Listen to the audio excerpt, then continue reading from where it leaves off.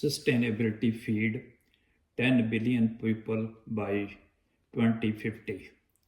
There is a big shortfall between the amount of food we produce today and the amount needed to feed everyone in 2050. There will be nearly 10 billion people on earth by 2050, about 3 billion more mouths to feed than there were in 2010. As incomes rise, people will increasingly consume more resource intensive animal based foods.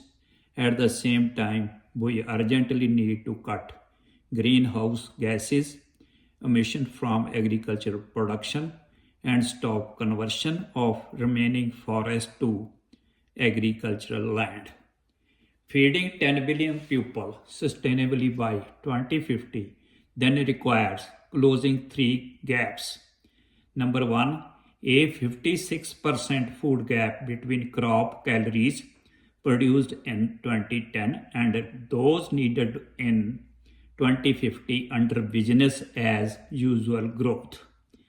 Second, a 593 million hectare land gap, an area nearly twice the size of India, between global agricultural land area in 2010 and expected agricultural expansion by 2050. And third, an 11 gigaton greenhouse gases mitigation gap between expected agricultural emissions in 2050 and the target level needed to hold global warming below 2 degrees centigrade.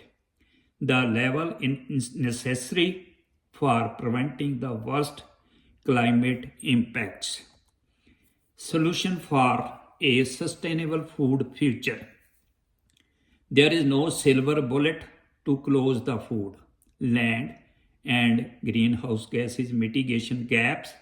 World Research Institute research on how to create a sustainable food future has identified 22 solutions that need to be simultaneously applied to close these gaps.